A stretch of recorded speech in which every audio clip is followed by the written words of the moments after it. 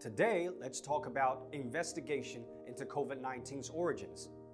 The WHO wants to launch a second phase of COVID-19 investigation in China, including audits of the Wuhan lab.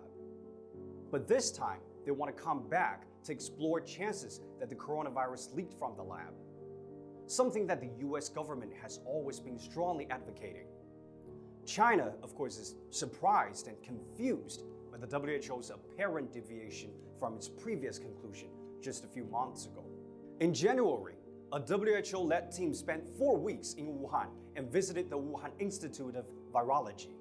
The team said in a joint report in March that the virus had probably been transmitted from bats to humans through another animal, and a laboratory leak was extremely unlikely.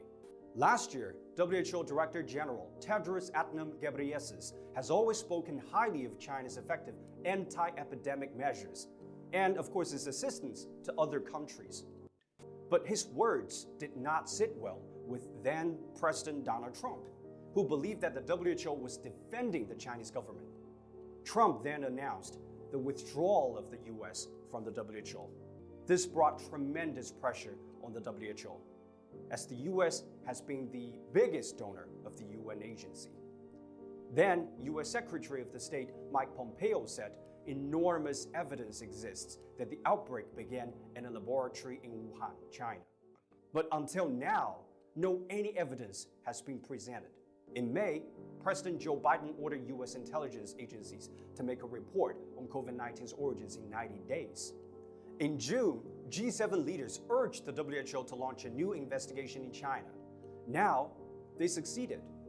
I don't know how much pressure the WHO is under, but the WHO chief's abrupt about-face speaks volumes.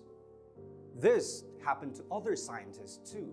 Dr. Fauci had dismissed the lab origin theory, saying the virus couldn't have been artificially manipulated. As a seasoned scientist, his words carry the weight of facts and long experience, but they still get him into trouble. Republican Senator Marshall Blackburn, Marco Rubio, and Tom Cotton keep calling on Dr. Fauci to resign.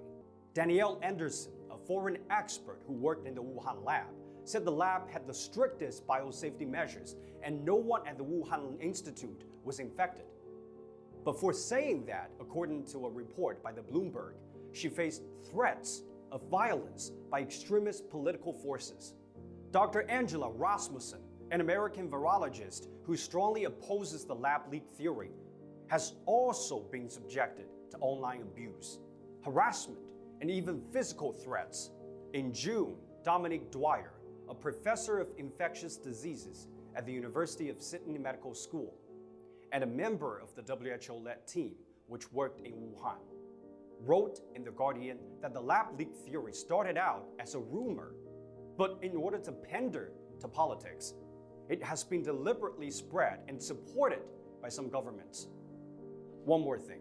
David Asher, a Hudson Institute fellow, explicitly said that the US should offer a reward to entice Chinese defectors to slander China. The interesting thing is that former US State Secretary Mike Pompeo is also a distinguished fellow in this think tank. Coincidence? Or maybe not. On November 27, 2019, the COVID genetic material was detected in a wastewater sample collected in Brazil. On December 27th, a throat swab sample from a French patient tested positive for the COVID-19 nucleic acid. Despite the pressure from the US, we can still hear sensible voices from the international community. On July 5th, 24 well-respected medical experts once again published a joint statement in the authoritative medical journal, The Lancet, refuting the so-called lab leak theory. At present, 55 countries have written to the WHO Director General to oppose the politicization of the epidemic investigation. After all, science is science.